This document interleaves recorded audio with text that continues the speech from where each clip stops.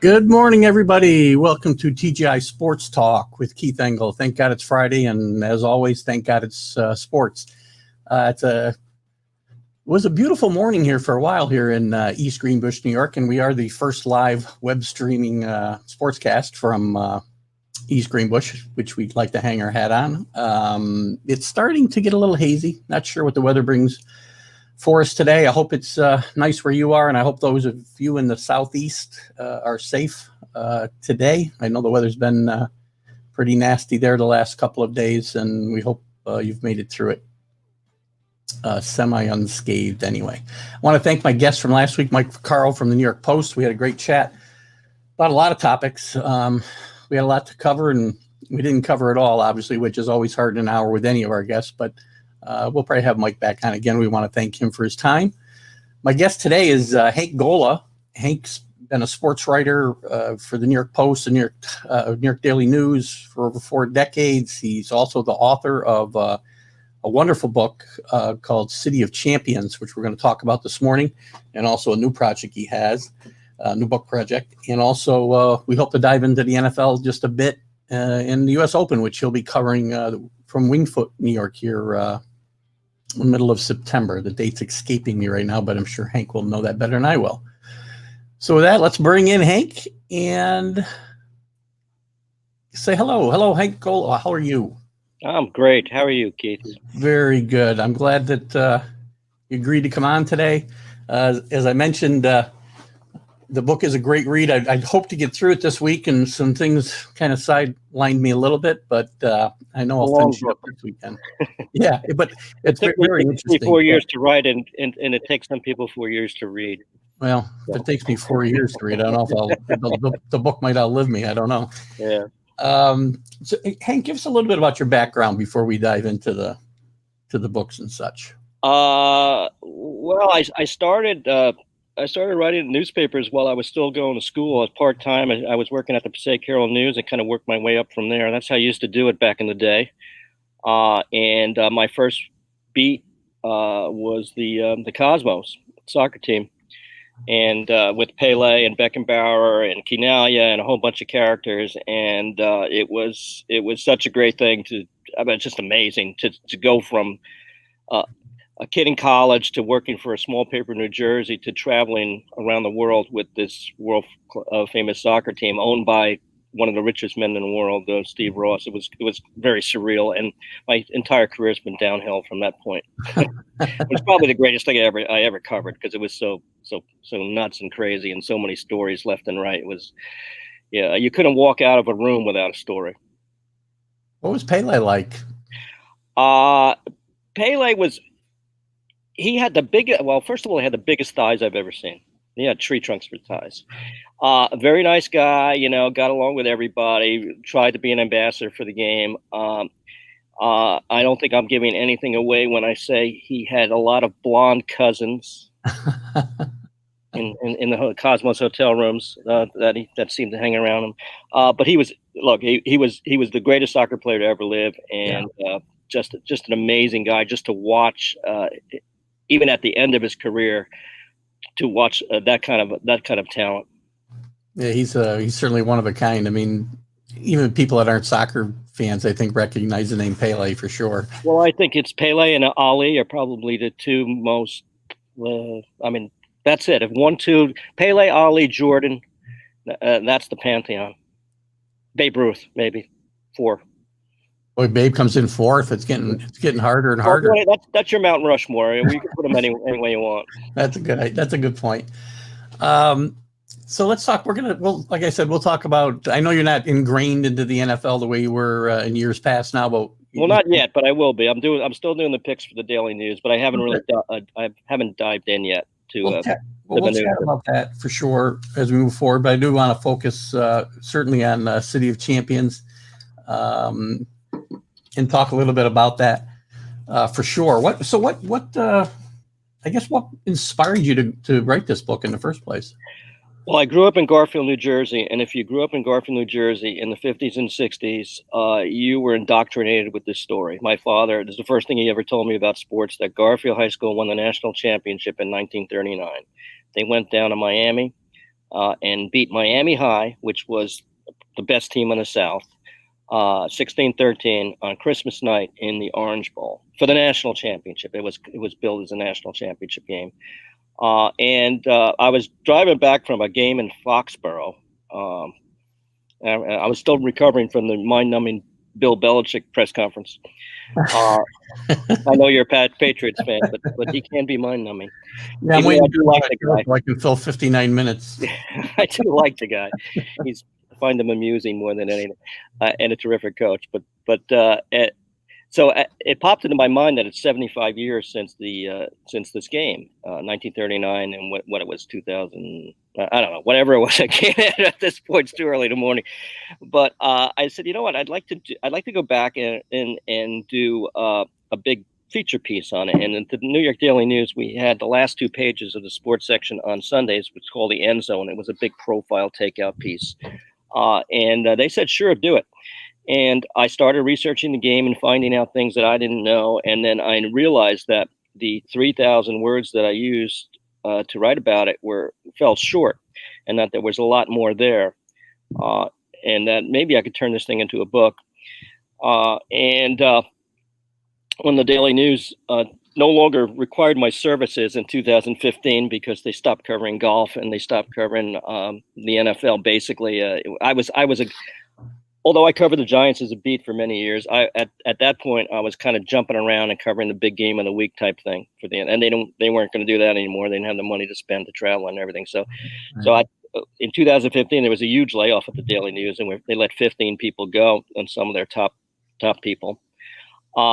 So suddenly I had the time to start working on this thing, and I researched every angle I could find, and if you started reading it, you know that it's more than just a football book. It's not just there's a lot of football in it, and there's a lot about the team and everything else. But I also tried to put the team in context with the times. And for instance, I have a chapter on the sinking of the Athenia on the first day of World War II because it affected the Garfield family. Sideline, yeah. I have a chapter on polio because the game was played for the FDR's Infantile Paralysis Foundation. So I actually have which is pretty relevant today. I have a chapter on how the polio scare gripped America. And I have a chapter on Jim Crow in Miami and segregation because Miami High would play a team from the north or east every Christmas. And if they had any black players on the team, they'd have to leave them behind. So I have a chapter on segregation, and it all ties into either Miami or Garfield. So you get a good picture of these kids and the times in which they lived. And I think it comes out as kind of a greatest generation in the making book. I mean, there's been books about the greatest generation, but this is why they became the greatest generation. And especially in football, because the lessons they learned on the football field, they eventually took to the battlefield. And I do follow them into World War II and tell their stories, and then the rest of their lives and how all that unfolded. So I was I tried to be, my research was exhaustive, and I tried to not leave any stone unturned. I spent hours and hours in front of microfilm readers at libraries across the country, from Toledo to Miami, and of course in New Jersey. And I basically lived, by doing that, be going day to day to day, going through microfilm, it was like I was living in 1939 because I was following the news. And high school football back then was covered as extensively as the pros of colleges. It was as popular because people didn't have the money to travel or buy season tickets or anything. So your local team was your team, and if your team was that good and could end up playing for a national championship, well, I mean, it became legend in Garfield. The game, Garfield, just to give you an idea, in that season, Garfield played to a total of 79,000 fans. That's impressive. Which is amazing for 10 games. You know, to average nearly 9,000 a game for high school is pretty remarkable. It is amazing, and you mentioned the fact that it's not just a football book. One thing that's really drawn me in is some of the development of the story surrounding it, as you mentioned, and the characters themselves. I found it interesting, the chapter that you had, and might even been the forward. I can't remember now. But you mentioned Maury. Oh God, who am I thinking of? Oh my gosh, Tuesdays with Maury. Oh yeah, yeah. Mondays with Maury. I had Fridays with Walter. Fridays with Walter. He was the last really surviving member of the team, and I would spend Fridays with him, and we'd go over that. He'd tell me that I knew more about the game than he did, of course, because I was researching it. I was, hey, do you remember this? Remember this? We had a great time. Unfortunately, he was at that time, he was 92 years old. He was the oldest living CEO in America in his field, which was he had a scale business. And he was still driving back and forth to New Jersey to his office in Connecticut 3 times a week. But unfortunately, he came down with colon cancer and passed away before the book was published. But he was a tremendous guy and a great story. And I opened the book with this story. And imagine this now, considering what happened in the Saints-Rams championship game a couple of years ago. Garfield scored his second touchdown on a naked reverse, and Walter was the left end on the play. And it was his job to pick off the last guy and to get downfield and get in the end zone and pick off the free safety, who happened to be the fastest kid on the team, Davey Eldridge, the Miami star, and a state champion in the sprint. So this kid was pretty fast. Yeah. And he got down there and he made the block, but he thought that he might have clipped him. And after the play ended, he was looking around for a penalty flag, and there was no flag. So, but for 75 years, he had this pang of guilt that he might have gotten away with something, and that Garfield maybe won the game unfairly. This is the character of those guys. So I said, Walter, the game is on YouTube. Somebody put the game film on YouTube, and we could go back and look at that play and see if you actually made a clean block or not. And we did that. It was a day after Thanksgiving, 2014. I brought the laptop up there, and we went watching the game, and he knew that play was coming. He said, it's coming, isn't it? I said, yeah, it's next thing. Yeah. And it's grainy, but you could still see his block in the end zone, and he, boom, hits him head on, and he goes down. And that was it. He saw the visual evidence that it was a good, clean block. And it was so cool to see that. And we replayed it about 10 times. But by reference to, who was the defensive back who got away with the pass interference? Do you think he spent a moment, thinking that he got away with something, that he was going to the Super Bowl? Well, this guy spent 75 years thinking maybe he got away with a national championship. So that's the kind of person he was, and pretty much symbolic or emblematic of the guys in the book. I think it's got to be kind of a cool feeling for you to be able to bring that moment of clarity or relief to him, before he actually passed it, Oh, it was neat. And when he was on his deathbed, actually, I had finished the first chapter, which described what I just described. Yeah. And his son actually read it to him, and it was the last thing he heard before he passed away. So it was pretty poignant. It is kind of cool. Yeah. So, I mean, what did you, I guess when you were doing this, what were some of the things that surprised you in this exhaustive research that you did? Well, first of all, how popular the high school sports was at the time. The politics of it all. I mean, how Garfield actually got into the game is an amazing story. There was they were trying to get a team from the north, but along the way, they figured the game was being put on by the National Sports Foundation, which Grantland Rice, the great Grantland Rice, was the chairman of, and the proceeds were going to the National Infantile Paralysis Association. So they had not only did they want to pick the best team, but they wanted to hype the gate. So they thought that if they picked a team from New York City, and it happened to be Seward Park, and they had set up this whole thing. Seward Park was from the east end of Manhattan. They had their uniforms stolen during the season. It was they called them the dead end kids, the dead end zone kids, actually. And this was going to be, a fairy tale story about these kids from the poorest part of New York City going down and taking on Miami. While Garfield was the best team in the metropolitan area by far, they decided they were going to send Seward Park. Well, the only problem was that the New York Board of Education had a rule against postseason play, and they thought they would get around that. They brought in Fiorello LaGuardia, the mayor of New York, who appealed to the Board of Regents from New York State to let the team go. No dice. They brought in, then the governor got involved. Governor Lehman got involved. No dice. And at the last minute, they tried to put together an all-star team of New York, New Jersey kids to send down and scrap the national championship idea. And again, the New York State, Board of Education said, look, if any of the New York kids play, they forfeit their eligibility for spring sports. And then there started a rumor getting around that they might lose their diplomas. So that fell apart really quickly. But on the field that day was Art Argauer, the Garfield coach, who was one of the coaches for the All-Star team. And he said, look, we can go. I've got it all set. I've talked to our Board of Education. We could go. And that's how Garfield got into the game. That's great.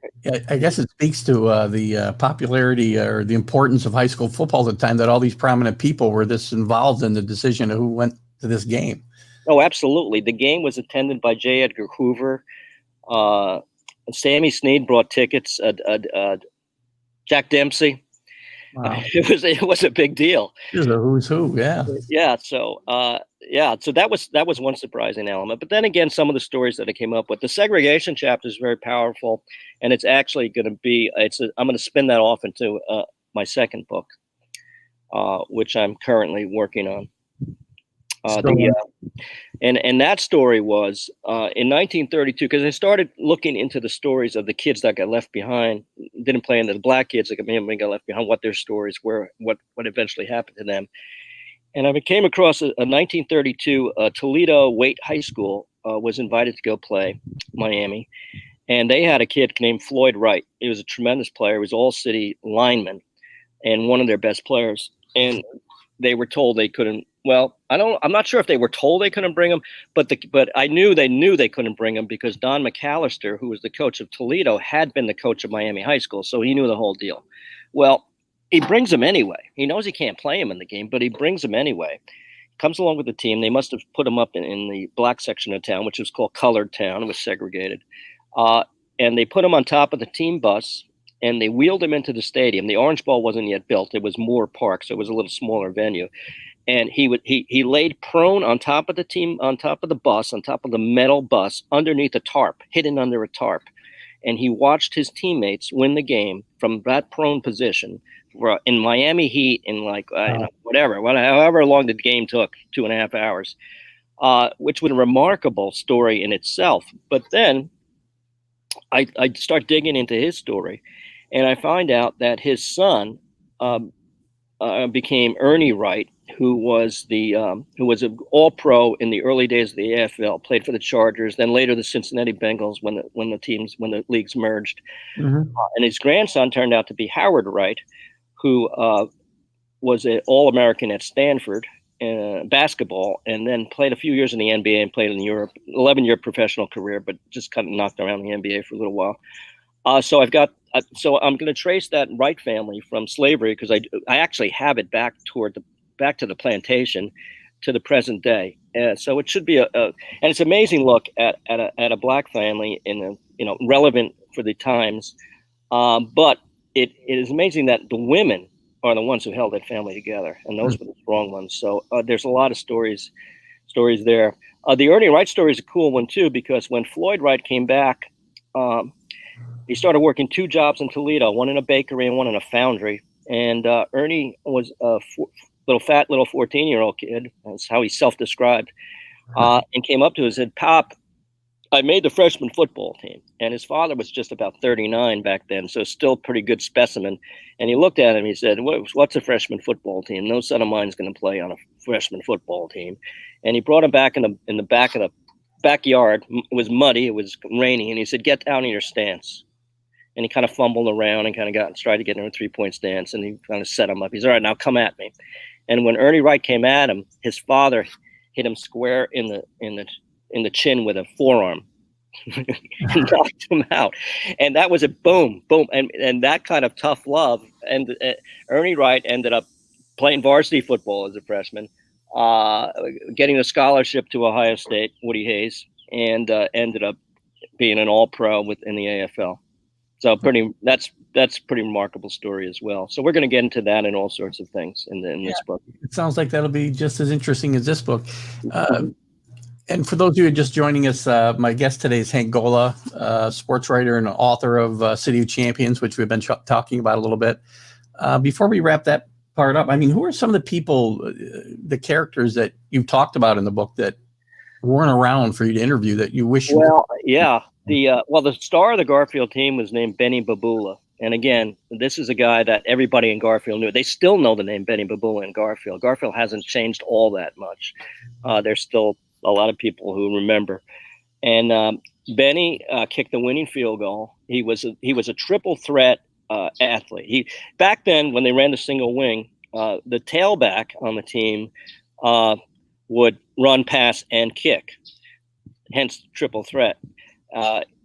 Babula could punt the ball about 60 yards, which is amazing for a high school kid. Sure.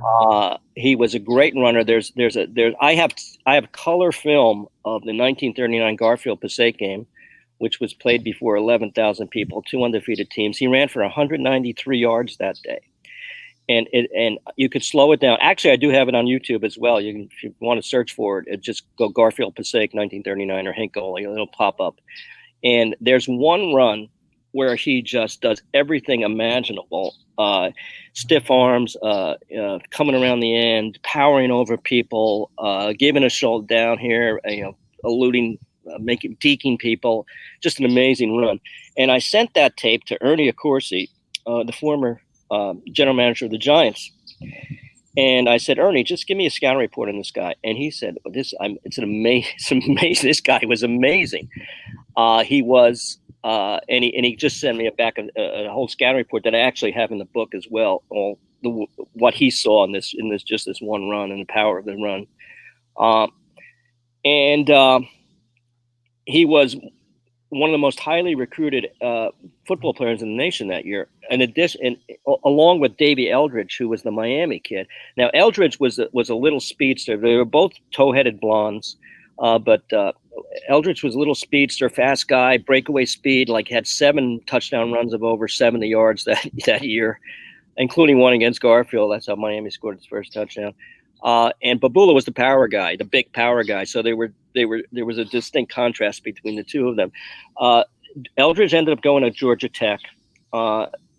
Babula ended up going to Fordham, which was a big time program back then. They went to the Sugar Bowl in 1940. Beat LSU or Mississippi, one of those teams. Yeah, I think it was LSU. But what happened was freshmen did not play varsity football. They could not play varsity football as freshmen. So Babula blew out both knees as a freshman playing freshman football at Fordham, and never reached his full potential. Eldridge went to Georgia Tech. Again, couldn't play as a freshman, started playing as a sophomore, and then on December 7th, 1941, a lot of college careers were suspended, and everybody went into the war. And that's why some of these college careers were cut short. And probably could have, a lot of these kids probably could have ended up being pros, but when they came back from the war, they just got on with their lives. They weren't interested in playing football, which wasn't really a great living anyway. They didn't make the bucks they do now. So they just got on with their lives and their jobs. So yeah, I'm not sure they made enough. And then Johnny Grembowicz is another kid on the Garfield team who he's a Polish kid. Went to St. Stan's, the church I went to as well when I was growing up. Garfield, by the way, Michael Kay had me on to talk about the book, and it was simulcast on the ES network, and he asked me to describe Garfield, and I said, well, half of the town was Italian, half of the town was Polish, and it was known by Guinea Heights and Pollock Valley. Yeah. And it still is. Now, he almost fell over when he heard that, but the thing is, that describes Garfield perfectly because everybody got along. And you could needle each other for being from Guinea Heights or Pollock Valley. But when these kids came together to play football, they were basically unbeatable. So Grembowicz was a Polish kid and probably their best lineman. And when he got to Miami, they had an injury in the backfield, so they put him. They took him out of the line and put him in the backfield, and he scored on a naked reverse and was basically a shadow on Eldridge as a linebacker, kind of basically spied on Eldridge and held him in check, and that's how they won the game. Now he goes and plays for William and Mary, plays on the team that upsets Oklahoma in Norman that year, and then of course eventually he too goes into the service. He wants to become a pilot. Many of these, actually, it's really it's amazing. A lot of these kids became pilots in World War II because of their leadership skills on the football field, and they kind of gravitated toward the Army Air Corps or the Navy. Jack Boyle and Garfield became a Navy pilot. So he's training to become he's an air cadet. It's before D-Day, so they're getting all these. Basically, it's a crash course, and literally a crash course. And he's training. He's in Independence, Kansas, was where they were doing these things, and he was coming in landing drills. And his plane was coming around, and there was a guy in front of him, and they told the guy in front of him to abort his landing because he was coming in too steep or something, and to turn around and do it again. And as he turned around and did it again, he didn't clear his field of vision, and he basically hit. And Grembowitz was coming in this way, and he just sheared the plane in half, and Johnny Grembowitz was killed. It was a real example of a potentially great life that was snuffed out, because he was an amazing guy. He was a smart kid, basically an all-American kid.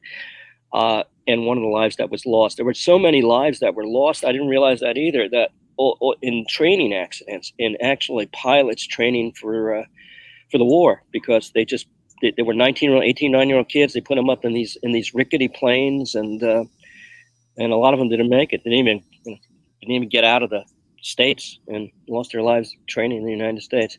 And then so they brought the body back to Garfield, and the procession was amazing. It came out of the church, and they had a case on, and everybody in Garfield lined the streets as Grembowitz's casket passed, and it passed what was the high school back then. Now it's an elementary school. It was the high school, and the kids all the students got out of school on Palisade Avenue, and stood on each side of the street as the casket passed. And at an intersection, if you went right, you would go to Newark Penn Station, where the team left. That was their embarking. And when they went to Miami, they went to Newark Penn Station. They had a caravan of buses. If you went left, you went to the cemetery. And at that point, it turned and it went to St. Nicholas Cemetery. And Grembowitz was laid to rest. His mother put his wings. The tombstone is still there, and you go back, it's in the back, hidden. Very few people visit it now, but I did. And his mother inscribed on the tombstone, there's a set of wings. So she gave him his wings as an air cadet. And it does say Air Cadet John Grembowitz on the tombstone. And that's not the only story of heroism in the book with these guys. And again, just you really marvel at how young these kids were and how they went to war without any problem, and stormed the beaches and everything else. It really does say something about those kids. About the generation in general. I think that would fall into the greatest generation that Tom Brokaw wrote about, most likely, right? And you wonder if we had that type of situation today, what would happen? Well, it wouldn't happen the same way, because my opinion, those kids were not pampered. They grew up. It was a hard life. It was a depression, and they didn't have much, and that's why they made very good teammates and very good soldiers. And there was no hesitation on these kids. They were going to war, and they knew it, and they went without any. I mean, I'm sure they were scared, whatever, but they did it. They all came through. Well, when they came back, they didn't talk about it either. That's the other thing. It was hard to get these kids. They weren't kids anymore. They were men when they returned. To talk about their experiences in World War II.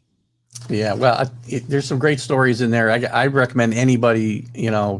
It's a tremendous book, and it's character driven. You did a great job, I think, bringing these people to life. I'm only halfway, maybe a little bit more than halfway through now, and I hope to finish up this weekend. But I recommend anybody who watches this gets to the book? I mean, is there a preferred place for people to go get it? I know there's a bunch of places I found it. Where'd you find it? Where'd you I find got it? it on Kindle, so I got it through Amazon. Yeah, Amazon has. That's probably the easiest place. It gets there directly. Yeah, I'll make sure I put it. I'll tell you one thing about Amazon that's interesting is sometimes it gets hijacked by independent buyers, and they sell the book. They get a hold of a couple of, and right now one of those is on Amazon. So if you go to Amazon right now, it would be on sale for like $15. Normally, it's discounted to 18 if you get it through Amazon, just directly through Amazon. But sometimes they hijack the buy box. That's what I found. I found that all sorts of things that I had no idea what went on with books and everything.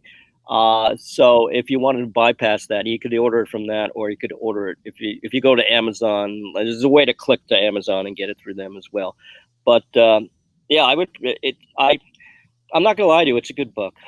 It took me 4 years, and it's probably the best thing I ever wrote. And it's interesting because you're right when you're a sports writer, you're writing in. I mean, you're trying to pack a lot of information into a short space, right? Yeah. So you just kind of pick out gems and you condense. When you're writing a book, you expand, and you have the freedom to just go not wild, because you don't want to take the reader on wild goose chases, but you do have the freedom to go into different areas and then come back to it. So writing a book was a kind of a different experience, and it was really fun to do it because, again, I wasn't constrained by space. And like sometimes you'd you're working on a feature, you had a lot of information, a lot of quotes, and you say, oh geez, it's I've only got 18 inches here, and I've already written 15. Yeah, I got 10 more I could write. So you would have to kind of just take it down and cut it down, but not so with a book. So you could actually pack as much as you possibly had into a book, and I found that an interesting revelation. Well, I think the passion you have for the subject matter comes out in the book. It's a real page turner, and yeah. Again, if I would have finished it this week if it wasn't for other things getting in my way. So I can't wait to get into it this weekend. We're going to have some rain, so I'll probably have a chance. Good. Yeah, I don't know if you got into the seasons yet, where I go season by season. I think I'm just getting there. So yeah. So there's some good stories in there too, and how the Orange Bowl was built and all. Again, even in the seasons, I tried to bring stuff on that was going in the background. Yeah, I think there's something for everybody in there. So, and I encourage everybody to get out there and buy it. We look forward to your next book. Hopefully, when you finished it, you'll come back on and we'll talk about that as well. I don't have a name yet. We haven't figured out a name for it yet. We're kind of fooling around with the right stuff and an American Family Odyssey, but not everybody likes that. So we'll settle on something. We settled on City of Champions late. I give my wife credit for that, because there's signs dating back to 1939 that they started calling Garfield the City of Champions. So even today, if you drive into Garfield, New Jersey, there's a big sign, "Welcome to Garfield, City of Champions." Nobody knows what it's about, really. But my wife Lillian said to me, "Well, have you talked about the signs? The signs going." I said, "You know what? That's a good name for the book, City of Champions." So that's what we settled on. Well, it was well done. It's funny too, and I was going to move on for a second, but I want to stay here one more minute, because I think in reading some of the forward to the book, you had, it wasn't an easy book to get done, get published, and you had a quote in there from Ian O'Connor, I believe it was, who encouraged you. Just you were asking him for some advice, and he said, "Just write the book you want to write." And I think you did that. It seems. Yeah. That's exactly. He gave me the best, because when you're trying to write a book, you're trying to please some people to market it well, and should I write it this way? Should I write it that way? What's going to appeal to people? Yeah. What's going to appeal to publishers? That kind of thing. And Ian said, "Look, just write the book you want to write." And yeah, I did. So there it is. And we finally did get it published. I thought that I was going to have to self-publish it at one time, but I came across a real good guy who Tatra Press, Chris Zulovic, and he agreed to do it. And so there it is. And it's a good-looking book too. The cover is really evocative. And the other thing, I don't want to stay on this too long, but It's okay. The illustrations, the pictures in the book are pretty Yeah. cool too, because they had press photographers down there, and there's a lot of contemporary images of those guys in Miami and some other stuff that we picked up. So there's a lot of pictures in there that actually I think really enhanced the book. Yeah, I'm glad you brought that up because I thought the same thing. Here's a little comment in the room here right now. So you just got to purchase just now. So Thank you, Joe. you can have a free cup of coffee now this morning. You send it to me, I'll autograph it for you. There you go. Maybe I could do that right. Can't we do that? Like, We should be able to find a way to. I know at the end of so I'm a Devils fan, you know that. So Yeah. at the end of if the Devils win, which doesn't always happen, and they interview the star of the game, he comes off the ice and he signs the lens, right, like that. So maybe I could sign the It might work that way. Yeah. Well, let's switch gears a little bit here. And again, I'm the host. My guest today is Hank Gola, sports writer and author of City of Champions, which we just finished chatting about. And he's got a new book project coming out that spins off that a bit. So we'll be looking for that down the road. But let's just talk a little bit about today's NFL. Obviously it's going to be different than other seasons. Yeah, it's going to be very different. I'm very I'm looking forward to week 1 because, when I cover the NFL, and I always thought that preseason was kind of a waste of time, and that there were too many preseason games, and they were so boring to watch because basically you were trying to get your guys in and out, your starters in and out, so they wouldn't get hurt. You wouldn't lose them for the year. And then you had the bunch of Scribinis. And the one thing I hated was why do we go to overtime? Just end the game. Yeah. It would be so late. Just call it a tie. I know they have to practice overtime. Maybe that's what the reason was for them playing overtime. It was like, oh my, do we really have to have an overtime with the third string Scribinis who are not even going to be on the roster? So this year, of course, no preseason games. It'll be interesting to see how valuable preseason games are, and whether the first week of the season is going to be kind of like the slop fest. If there's going to be all these mistakes made because they didn't have these games and they didn't have the game films to go over. They're trying to replicate game situations in training camp right now. But it's a little different. And for the veterans, it's not going to be any problem. But I think maybe some of the rookies, some of the younger players might experience more like growing pains than normal. It might take them a few weeks to get into it. So that's one thing that I'm really interested in seeing, just the level of play in week 1. And then there's so much other stuff that's happened in the offseason. Of course, with your team. Yes, unfortunately, my quarterback left town. The greatest, the GOAT, but he's down in Tampa Bay now, and I think for him, I think it was a good move, just because he's got this tremendous receiving core that Jameis Winston at times was able to hit, at times was throwing to the wrong jersey.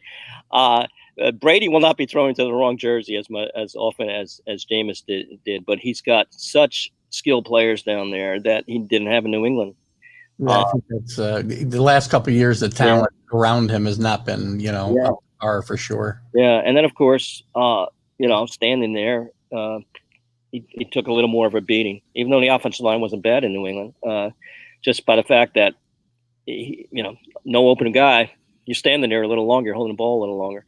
Well, I hope Tampa has fortified their offensive line, because I don't want to see Tommy get, end like John Unitas or Joe Namath or a little better. Yeah, it's a little better. Jameis was on the run a little bit, so yeah, that's the one issue, because, every quarterback, no quarterback wants to get hit, but Tom maybe didn't want to get hit as much as some other people. And the one thing you could, if you ever got to Brady, it was by getting to him, by punishing him a little bit. That's how the Giants beat him at least in the first Super Bowl, when he was on that wobbly ankle, which I still maintain, if he didn't have that ankle injury, I think the Patriots win that game. And I think the second Super Bowl, and this might upset some Giant fans, but if you just did, I'll give the full credit. Look, it was amazing. The Eli throw was amazing. Tom Coughlin did a fantastic job getting that team ready for the game. The first game with Steve Spagnuolo's game plan was just tremendous.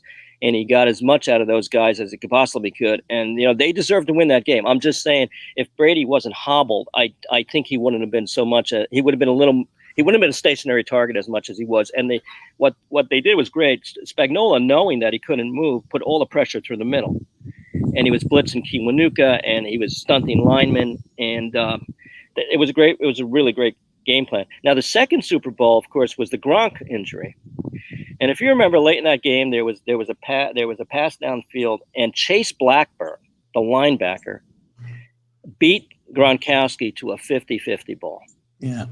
Now, Chase Blackburn, if Gronk is healthy, does not beat him to a 50-50 ball. So, and that was one of the turning points. But again, you got to give the Giants their due. And I'm not trying to take those two Super Bowl trophies away from them, and well deserved. And Eli probably played two of his greatest games in the biggest stage. So. Yeah, I don't even remember those. You brought them up because I've kind of put those in the back of my mind. I know you have. You're thinking about the other ones. Yeah. My Giant friends do not let me forget those two games, though. So they had to get out of they had to stop playing the NFL East. That was the thing. The Eagles too. Yeah. So, agreed. Well, let's switch to my team since my quarterback's gone. Oh, so what do you think of Cam Newton? So I'm going to turn the tables on you because that's also an interesting situation there. What do you think they'll get out of Cam? I think it's not it's a no-brainer move for the money that it will cost them potentially. I mean, if they cut him before the season starts, I don't know, it's $570,000, whatever it is. Yeah. It's worth a shot. I like the kid, Stidham myself. I know my friend Mark has been crowing for him to play for a long time. He's had a tough camp from what I've been reading. Yeah. So Cam's probably moved ahead of him here, and I think they're both going to play some. If Cam stays healthy, he's a great player. Well, that's because Cam stay healthy because again, I think they still don't have a great cast of skilled players in New England. No. And I think Cam is going to try to take things into his own hands. He likes to run with the ball. And again, will he stay healthy if he's going to be out there running around as much? And he's not a spring chicken, so he's not. He doesn't have the thick skin that Tom Brady had either. Belichick may rub him the wrong way a little bit, so we'll see.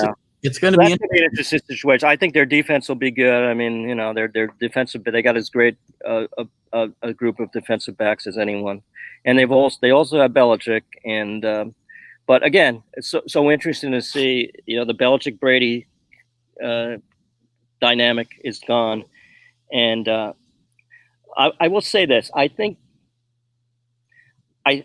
Brady will do better without Belichick. I think Brady will miss Belichick less than Belichick will miss Brady. Belichick will miss Brady more than Brady will miss Belichick. In the short term, I have to agree with you for sure. Yeah. Just because there's nothing to make it. Tommy made things happen where there was nothing because of the players around him. So we'll see. It's going to be very interesting. I mean, that division will be a little bit more competitive. The Bills might give them a little bit more of a run than the past. Buffalo's defense they're studs, so we'll see what happens there. But they could take them on. How about the team you've covered a lot through your career there? The New York Football Giants? Yeah. Still holes on defense, linebacker in particular. Question marks. I think Daniel Jones is a great player, makes plays.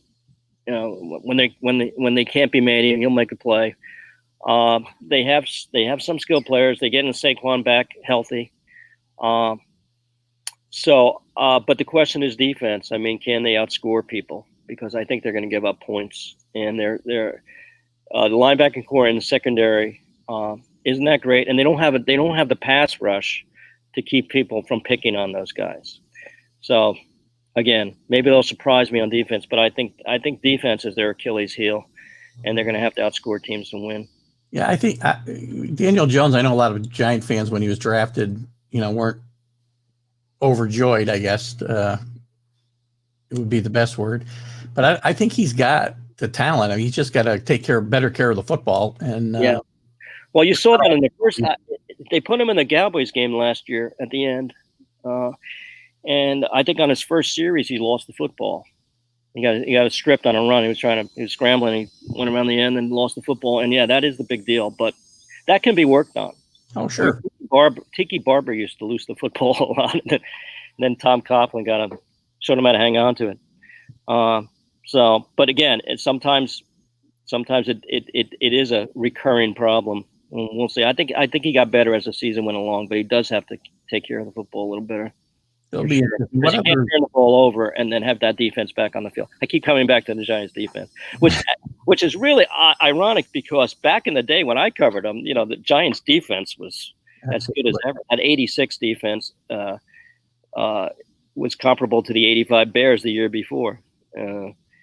As two of the greatest defenses I've ever seen. Oh, for sure. And as we talked about in those Super Bowls, their defenses were very good. That the Patriots lost to. In those they could put pressure. They could always pressure the passer, and they could always have linebackers who stop the run. Yeah, and their weakness was always in the secondary, but they made up for that weakness by getting to the quarterback. What other big stories do you see developing here? Obviously, the COVID situation and when we get fans is a big story, but just I guess on the field, what do you? I think it's going to be interesting Kyler Murray's progress this year, because he's the new mold, right? He's the Lamar Jackson, Patrick Mahomes. People think he's a better thrower than Lamar Jackson. Jackson's more of a runner, and I think we saw signs of Murray, really emerging at the end of last year. So that's going to be interesting. And and the thing is, when you look at the NFC West, wow, that's just a packed division. When you got the defending NFC champs and the 49ers, you've got the Rams, who probably had that Super Bowl hangover last year, probably on the way back up. Seattle's always tough because Pete Carroll always puts out a good team, and Arizona's on the rise, especially if Murray takes off. So I'm curious to see how that goes out there. It is a loaded division for sure. Yeah. Well, they got to play some defense too. I think they scored points last year. Their defense was a little ragged last year. Yeah. And that's well, I guess the defenses in that division are really what's kind of carried the good teams up till now. I mean, the 49er defense was excellent last year. Tremendous. I mean, when your quarterback's only got to throw 8 times or whatever he did in the championship game, the NFC championship game, that's amazing with the running game and the defense. So, and then of course the other story that it's a perennial story is Dallas is coming in. Everybody thinks this is the year that the Cowboys are finally going to get to the Super Bowl again. Year after year, they seem to disappoint. So that's something to keep an eye on. And again, the NFC East, they can take advantage of it in the NFC East. I'm also curious to see whatever happens to the club formerly known as the Redskins. Yeah. And what their helmets look. And just off the field, I think you're going to see so many Redskins logos at FedEx Field with people wearing Redskins. I think the fans aren't ready to let go of the nickname. Well, as eagerly as the team was. Those wearables cost us a lot of money too. We don't want to get garbage. Yeah, I know. know, it was a great logo too. I thought the Indian was, I'm not trying to be politically incorrect, but it was a good logo. And so is, by the way, the best logo in sports and the greatest jersey in sport, I feel, is the Chicago Blackhawks. Good point. And that's also I hope they don't make the Blackhawks change their name, because what are you going to change that to? The Red Hawks or something? Then a bird instead of an ending. So but so that's something to watch too. Yeah, it's hard. It's hard to see some of that history wiped away because it's I don't know. I guess I see both sides of the argument. I don't want to get into it too much either. But no, I'm not. But look, it's going to be weird. I'll just say this: it's going to be very strange watching the Redskins not be the Redskins, and for sure. They haven't even decided what they're going to be. They're the Washington Football Club right now, so they're going to come out with, I guess, just maroon helmets like they did when they had the throwback jerseys. The best suggestion I saw for a team name was the Sentinels. I thought that would be awesome. You remember the movie? How about the Washington Generals? You could have, you could have a tribute to Red Klotz. Yeah, didn't they play in the USFL, the Generals, or no? Well, the Washington Federals were the USFL team. The Washington Generals were the foils of the Harlem Globetrotters. Right. And they had this guy, and they would get out there. But they had this guy Red Klotz. Now I get your reference. Red Klotz, and he had a set shot. And Red just passed away maybe a couple of years ago, but he was a real character and a good basketball player in his youth. But and he would go out there, and the Generals actually beat the Globetrotters once. One time, right? And I think it was on a Red Klotz set shot at the buzzer or something. They beat them. So so I would love to see the Washington Redskins become the Washington Generals. Well, that'd be interesting. And then they could put Red Klotz's head on their helmets. That's my suggestion. That would be an interesting logo. That would be interesting to see on people's hats and Red Klotz. Right. So and by the way, Redskins, Red Klotz. I think I'm onto something here. You may be. You should probably maybe get some copyright stuff for that. Yeah, I think I'll write a column and get ripped for it. That's possible too. Well, who do you see making it to whenever we play the Super Bowl? Yeah, who knows when it's going to be played? Who knows if that's the other thing? Will the season be suspended at some point? Yeah. How's this COVID thing in a spread and all that stuff? So, but the NFL does have you could play the Super Bowl in May if you wanted to. So True. You could stretch out that season. There's no rule against that. Look. So you're asking me for my Super Bowl picks, huh? I hate to put you on the spot here, but I don't want to say the 49ers, but they're still the best team in the AFC right now. And it's hard to pick against the Chiefs. But if I was going to pick someone else, first of all, I think the NFC South is going to be really good. So whoever emerges from the NFC South, be it the Saints or the Bucks, or I think you got to watch them for a Super Bowl. I think Green Bay will be better. I think Minnesota will be tough as well, but I don't see a lot. I just don't see a team as balanced as the 49ers. And on the other side, with Mahomes, who's just a revelation, this guy is just, in his short career, he's already jumped into the pantheon. I don't mean the money. I mean, the guy's talent is unbelievable. He does stuff that nobody's been able to do. So I guess you'd have to make the Chiefs against the favorites again as well. Although, they'll be challenged. Yeah, you and I talked about Mahomes the other day, and it's as great as I think Tom Brady is and has been and actually is. Patrick Mahomes can do things that Tom Brady couldn't dream of doing, I think. Yeah. So, at least physically, Yeah. I think the Ravens will be a tough team in the AFC, and Buffalo, if they could get some offense going, that defense is really good. That's a Super Bowl defense.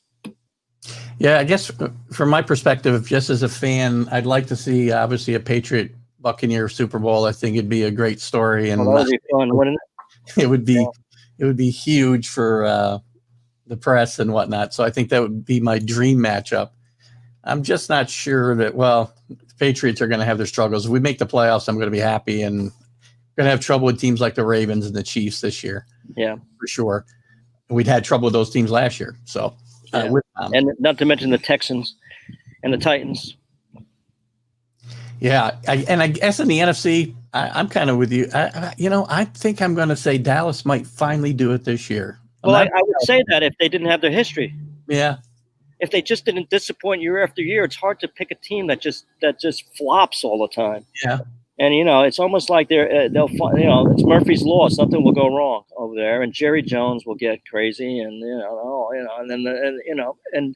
and then all the pressure will get on them, and then there'll be internal squabbles, and then they'll fall apart and lose games that they're supposed to win. Yeah, I do have the Cowboys. We're moving on to the open. I do have a quick because I know I got a lot of Bills fans in the yes listening. What do you think about the Bills this year and their chances? Buffalo? Or Phil. Did we say Phil Mickelson? Or I'll get to Phil in a second. I thought we were out to the U.S. Open for a second, and you said Phil. I think Buffalo's going to be a contender. As I said, I think that defense is a Super Bowl defense, and I think they could do things with the offense to win games. They don't necessarily have to go out and score a lot of points, and they can control the ball. And I like the coaching staff there, so. I put them as not a dark horse. I put them as a Super Bowl contender, although I still think the 49ers on balance are a better football team. But I think the Bills win the AFC East. I think they're by far the favorite in the AFC East, and maybe the Dolphins after that. And the Jets the Jets are like the Cowboys. They're jinxed. So I no matter what they do, they seem to come up short. So you got the Bills and the Dolphins both ahead of the Patriots. Yeah, Bills definitely. I think the Dolphins and the Patriots are kind of even. Flip a coin. The Bills will be tough. I agree. I agree with that. So now I'll jump to the U.S. Open real quick. Yeah. In the last few minutes we have here, obviously it's being played at Winged Foot.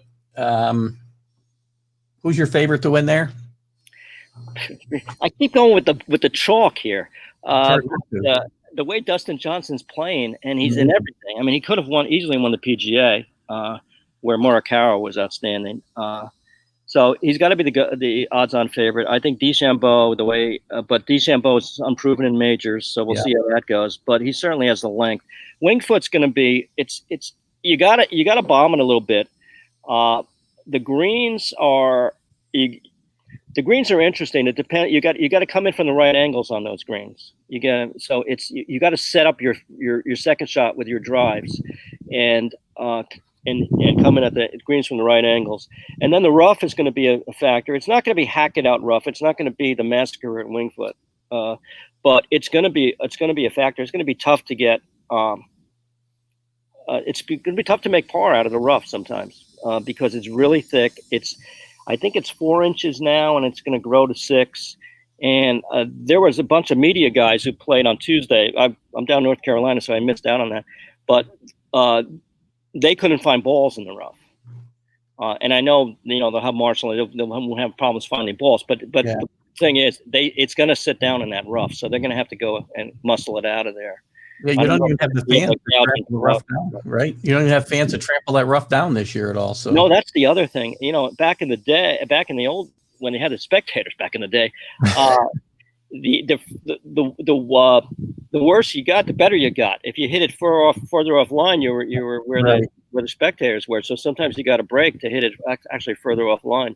That didn't help Phil in 2006, however. No, it did not. And so that brings me to I do have a Mickelson question for you because Phil's my guy. I just like the way he just grips it and rips it everywhere. And do you think he's got any chance to finally get a U.S. Open at all? Is there any chance he can? I'd like to think he does. At least he got some confidence, blowing out the field in the Champions Tour. Yeah. You never know with him. He does do well at places, at certain venues. Obviously, he could have won at Winged Foot if he didn't mess up the 18th hole. And what a great quote, by the way. It's still one of my favorite quotes ever. I am such an idiot. It is a great quote. Through the Open, but that's Phil. He's very honest. He is a very honest guy. So it all depends on his driver at Winged Foot, really. Because I think his iron game is still pretty strong, and his short game is still pretty strong. His putting, I don't know. That's the other thing. But you don't have to be a great putter at Winged Foot. It's not about putting; it's about some of the other stuff. So that might mitigate it. But he's going to have to find fairways, and the reason he was able to shoot whatever he did and tie the scoring record on the Champions Tour is because they were very generous fairways, and he could just. He was longer than everybody else in the field. Yeah, and he was like Brooks Koepka of the Champions Tour out there. Conditions are always a lot different on the Champions Tour than they are on the regular tour. So the setups are much easier. Yeah, then there's nothing to contend with. Just go out and play. And I guess lastly, I'll say I got to bring up the obligatory Tiger Woods question.